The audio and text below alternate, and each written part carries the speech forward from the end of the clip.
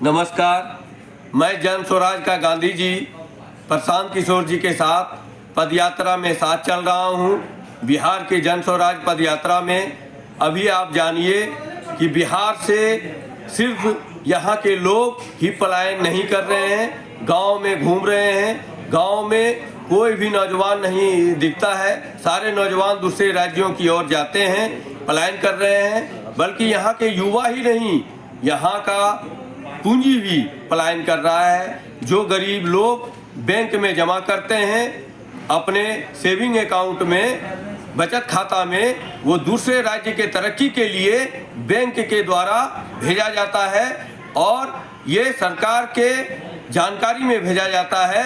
इसका विस्तार से हम लोगों के अगुआ, हम लोगों के सर्वमान्य नेता और जन स्वराज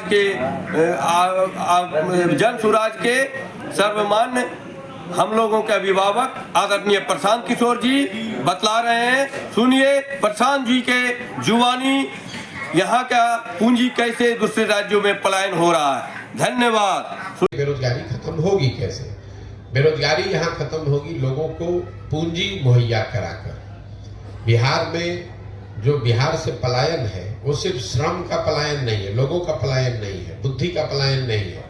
एक बहुत बड़ा पलायन यहाँ से पूंजी का पलायन है, जिसकी चर्चा यहाँ लोग करते नहीं है, जिनकी समझ ज्यादा है नहीं लोगों को।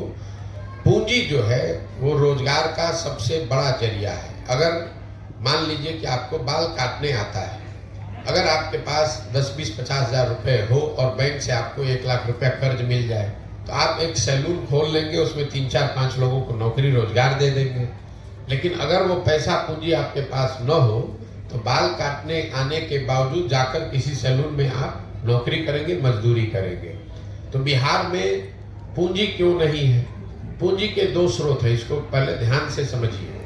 पूंजी 2 तरीके से लोगों को मिलता है। एक, जो पैसा आप कमाते हैं, कमाने के बाद जो खर्च के बाद पैसा बचता है वही आपका मूलधन हुआ, पूंजी हुई। अगर आप 100 रुपया कमाए, 80 रुपया खर्च हुआ, 20 रुपया बचा, वही आपका पूंजी है। तो एक पूंजी का जरिया है बचत, दूसरा पूंजी का जरिया है बैंकों से मिलने वाला कर्ज। अगर आपके पास 20 रुपया बचा हुआ है, बैंक वाले आपको 50 रुपये कर्ज देंगे तो 70 रुपये का आप काम कर पाइएगा। तो बिहार में बचत इसलिए नहीं है कि यहाँ प्रति व्यक्ति आय है 35,000 रुपया।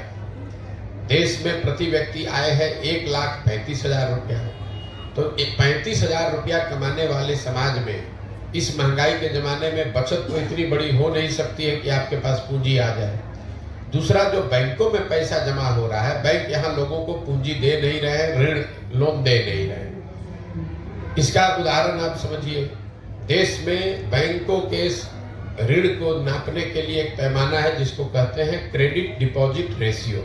मतलब बैंक में कितना पैसा लोगों ने जमा किया, उसके बदले में बैंकों ने कितना पैसा समाज को अलग अलग काम के लिए ऋण के तौर पर, लोन के तौर पर दिया। घर बनाने के लिए, यूट्यूब चलाने के लिए, दुकान खोलने के लिए, गाड़ी खरीदने के लिए। और रिजर्व बैंक ऑफ इंडिया एक आंकड़ा जारी करता है जिसको कहते हैं क्रेडिट डिपॉजिट रेशियो।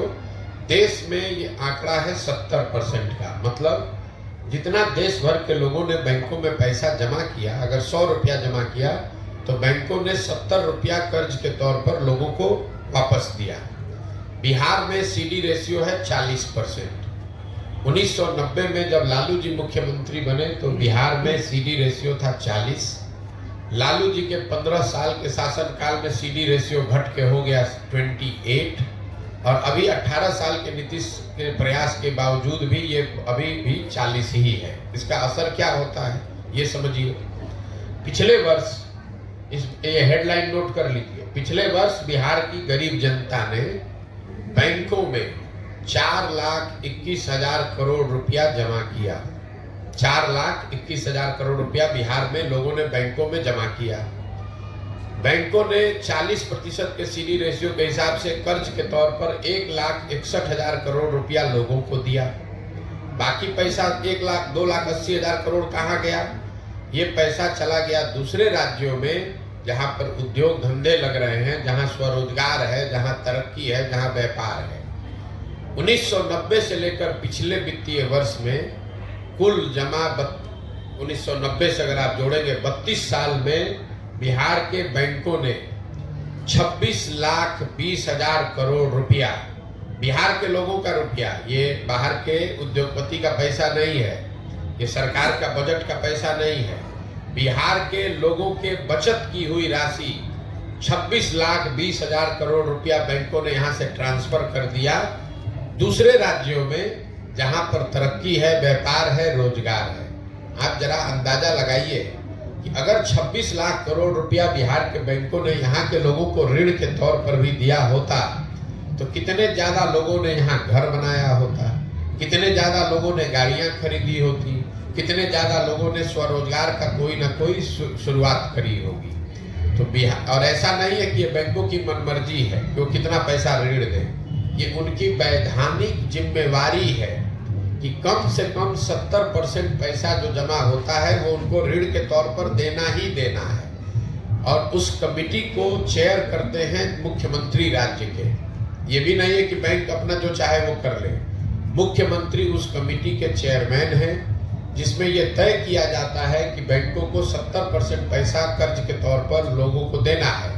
लेकिन बिहार में जैसे मुख्यमंत्री की बात पदाधिकारी नहीं सुन रहा है, अफसर नहीं सुन रहे हैं, उसी तरह से बैंक वाले भी उनकी बात नहीं सुन रहे हैं। और दूसरी दिक्कत यह है कि यहाँ के नेताओं को या समाज में इस बात की ज्यादा समझ है ही नहीं।